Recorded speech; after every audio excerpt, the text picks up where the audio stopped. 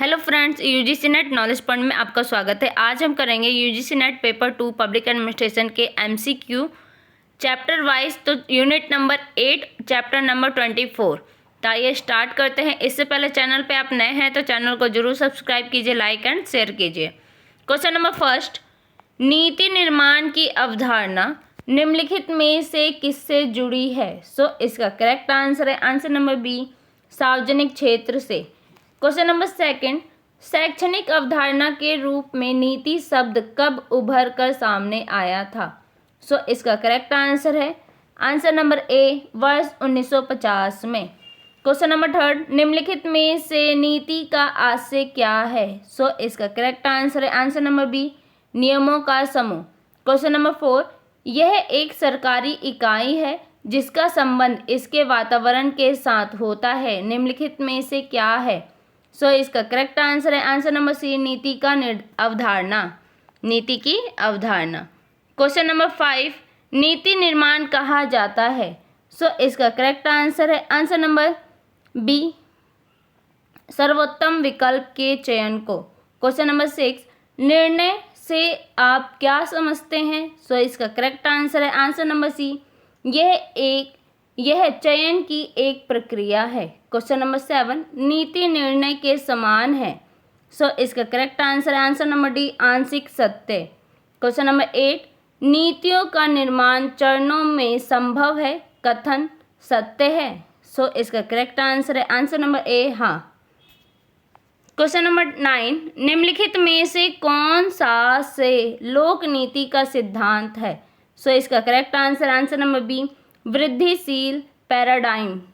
Question number 10, वह शाखा जो नीति निर्माण को सैद्धांतिक, लाभप्रद, निदानात्मक और आदर्शात्मक स्वरूप में स्थापित करती है, निम्नलिखित में से क्या कहलाती है? इसका करेक्ट आंसर है आंसर नंबर ए, विवेकशील paradigm. Question number 11, Charles Lindblom का मॉडल निम्नलिखित में से किस प्रकार का मॉडल है? इसका correct answer answer number D, वृद्धिशील मॉडल है। Question number 12, the science of muddling through निम्नलिखित में से किसके लेखक से संबंधित है? इसका correct answer answer number C, Charles Lindblom के according. Question number 13, Charles Lindblom की आलोचना निम्नलिखित में से किस विद्वान ने की थी? इसका करेक्ट आंसर है answer number A, Yehezkel Dror ने। क्वेश्चन नंबर 14, निम्नलिखित में से किस विद्वान ने अधिकयता का मॉडल प्रस्तुत किया है? इसका correct answer answer number B, Yehezkel Dror ने। क्वेश्चन नंबर 15, निम्नलिखित में से मेटा नीति निर्माण किससे संबंधित है? इसका correct answer answer number A, Yehezkel Dror के अनुसार। क्वेश्चन नंबर 16, निम्नलिखित में से कौन सा से मेटा नीति निर्माण से संबंधित है? इसका करेक्ट आंसर है question number answer number A, प्रक्रियागत समस्याएं। क्वेश्चन नंबर 17, ड्रोर का संसाधनों का उप आवंटन निम्नलिखित में से किसके अंतर्गत आता है? इसका करेक्ट आंसर है आंसर नंबर बी, नीति निर्माण के अंतर्गत आता है। क्वेश्चन नंबर 18, निम्नलिखित में से कौन से नीति निर्माण के चरण हैं? इसका करेक्ट आंसर है आंसर नंबर डी, उपरोक्त सभी। संसाधनों का उप आवंटन, प्राथमिकता के क्रम में व्यवहारिक उद्देश्यों की स्थापना, लाभ एवं मूल्य की विश्वसनीय संभावनाओं को तैयार करना। क्वेश्चन नंबर 19, उत्तरोत्तर नीति निर्माण का निम्नलिखित में से कौन सा चरण प्रमुख चरण है? इसका करेक्ट आंसर है आंसर नंबर ए, नीति का निरूपण। क्वेश्चन नंबर 20, ड्रोर का मॉडल निम्नलिखित में से कितने चरणों में बांटा गया है? इसका करेक्ट आंसर है आंसर नंबर सी, 18 चरणों में बांटा गया है। क्वेश्चन नंबर 21, ड्रोर के द्वारा प्रतिपादित 18वें चरण का कार्य निम्नलिखित में से क्या है? इसका करेक्ट आंसर है आंसर नंबर ए, संप्रेषण एवं फीडबैक द्वारा अंतर संबंध स्थापित करना। क्वेश्चन नंबर 22, हेराल्ड लॉसवेल ने प्रमुख रूप से निम्नलिखित में से किस पर अपना विचार दिया है? सो इसका करेक्ट आंसर है आंसर नंबर ए नीति विज्ञान पर। क्वेश्चन नंबर 23, लॉसवेल ने निम्नलिखित में से किस पर सबसे अधिक बल दिया है? सो इसका करेक्ट आंसर है आंसर नंबर बी अनुभविक तथा प्रचालनात्मक सिद्धांत पर। क्वेश्चन नंबर 24, हेराल्ड का नीति विज्ञान मॉडल विशेष रूप से निम्नलिखित में से किसके अध्ययन से संबंधित है? सो इसका करेक्ट आंसर है आंसर नंबर सी सामाजिक समस्याओं का अध्ययन से संबंधित है। क्वेश्चन नंबर 25, हेराल्ड लॉसवेल की निम्नलिखित में से कौन सी विशेषताएं हैं? सो इसका करेक्ट आंसर है आंसर नंबर डी ये सभी बहुवैश्विक, समस्या उन्मुख और विशुद्ध मानदंडात्मक। क्वेश्चन नंबर 26, हेराल्ड लॉसवेल के बहुवैश्विकता का निम्नलिखित में से क्या तात्पर्य है? सो इसका करेक्ट आंसर है आंसर नंबर सी समाज की समस्याओं का निराकरण। क्वेश्चन नंबर 27, लॉसवेल के संदर्भिक समस्या के अंतर्गत निम्नलिखित में से किसका अध्ययन नहीं किया जाता है? सो इसका करेक्ट आंसर है आंसर नंबर डी नीति समुच्चय तैयार करना। क्वेश्चन नंबर 28, विशुद्ध मानदंडात्मक निम्नलिखित में से किससे संबंधित है? सो इसका करेक्ट आंसर है आंसर नंबर ए हेराल्ड लॉसवेल से। क्वेश्चन नंबर 29, निम्नलिखित में से विशुद्ध मानदंडात्मक विशेषता की अवहेलना के क्या कारण है? सो इसका करेक्ट आंसर है आंसर नंबर सी सरकारी कार्यक्रमों में मानदंड अंतर्निहित है।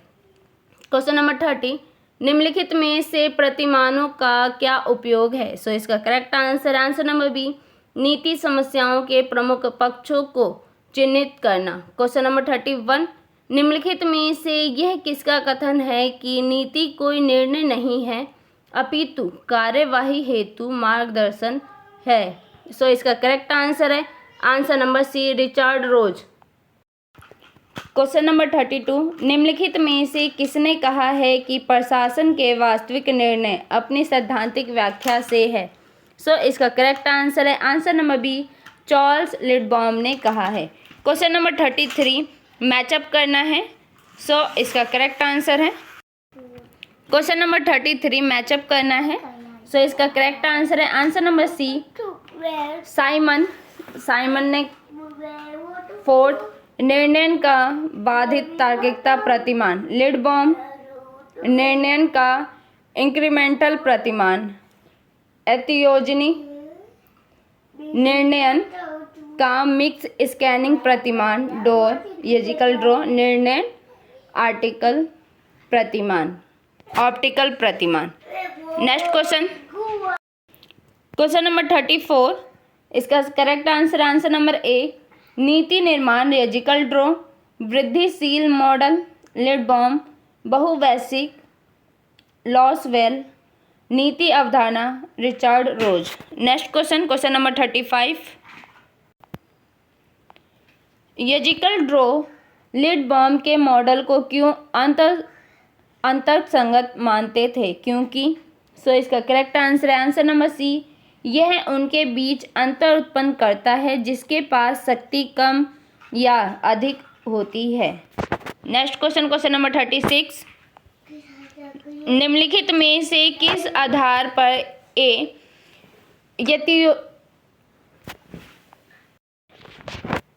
एथियोनी ने लिडबॉम मॉडल की आलोचना की है? सो इसका करेक्ट आंसर है आंसर नंबर बी सामाजिक रचनात्मकता को हतोत्साहित करना। Next question number 37,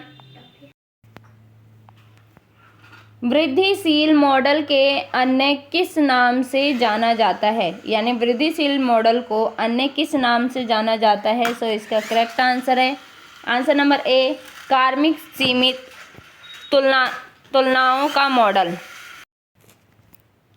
question number 38, drawer के अनुसार अनुकूल मॉडल की निम्नलिखित में से कौन सी विशेषताएं हैं?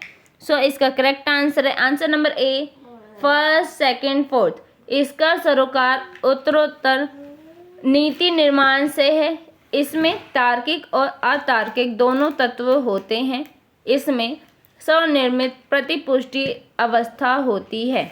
नेक्स्ट क्वेश्चन, क्वेश्चन नंबर 39, लोक नीति के सिद्धांत में निम्नलिखित में से कौन सा से शामिल है? सो इसका करेक्ट आंसर है answer number C, first and second, वृद्धिशील पैराडाइम और विवेकशील paradigm. Next question, question number 40, meta नीति निर्माण के अंतर्गत निम्नलिखित में से कौन सा से शामिल है? सो इसका करेक्ट आंसर है आंसर नंबर ए, फर्स्ट, सेकंड और थर्ड। प्रक्रियागत वास्तविकता, प्रक्रियागत समस्याएं, प्रक्रियागत मूल्य। नेक्स्ट क्वेश्चन, क्वेश्चन नंबर 41, उत्तरोत्तर नीति निर्माण में निम्नलिखित में से क्या शामिल है? सो इसका करेक्ट आंसर है आंसर नंबर बी, फर्स्ट और थर्ड। नीति का निरूपण, नीति निर्माण का मूल्यांकन करना। नेक्स्ट क्वेश्चन, क्वेश्चन नंबर 42, कथन सही बताने हैं। सो इसका करेक्ट आंसर है आंसर नंबर सी, ए सही है किंतु आर गलत है। ए क्या सही है? चार्ल्स लिडबॉम ने हर्बर्ट साइमन के तार्किक व्यापक मॉडल की आलोचना की है। नेक्स्ट क्वेश्चन, क्वेश्चन नंबर 43, ए आर दोनों सही है, इसका बताना है कथन और कारण सही है या गलत है। सो इसका करेक्ट आंसर है आंसर नंबर ए आर दोनों सही है तथा आर ए की सही व्याख्या है। ए क्या है? अभिवृद्धिकारी प्रतिमान को लॉजिकल ड्रॉ अंतर्संगत मानते हैं। आर क्योंकि यह उनके बीच अंतर उत्पन्न करता है। Next question, question number 44, A R दोनों बताने हैं। सो इसका करेक्ट आंसर है answer number B, A R दोनों सही है परंतु आर ए की सही व्याख्या नहीं है। ए क्या है? लॉसवेल के अनुसार नीति विज्ञान का उद्देश्य व्यक्तियों की समस्याओं का निराकरण करना है। आर लॉसवेल ने नीति विज्ञान की अवधारणा वर्ष 1991 में दी थी। नेक्स्ट क्वेश्चन, क्वेश्चन नंबर 45, सो इसका करेक्ट आंसर है आंसर नंबर सी, ए सही है किंतु आर गलत है। यानी ए क्या सही है? विवेकशील पैराडाइम का तात्पर्य नीति निर्माण को सैद्धांतिक, लाभप्रद और आदर्शात्मक स्वरूप में स्थापित करना है। क्वेश्चन नंबर 46, नीति विज्ञान की विशेषताओं में शामिल है सामाजिक समस्याओं का समाधान है। आर क्या है? लॉसवेल बहुवैश्विक विशेषता के अंतर्गत इसका अध्ययन किया जाता है। ए आर दोनों बताने हैं। सो इसका करेक्ट आंसर है answer number B, A R दोनों सही है किंतु आर ए की सही व्याख्या नहीं है। Next question, question number 47, so इसका करेक्ट आंसर है answer number B, A R दोनों सही है किंतु आर ए की सही व्याख्या नहीं है।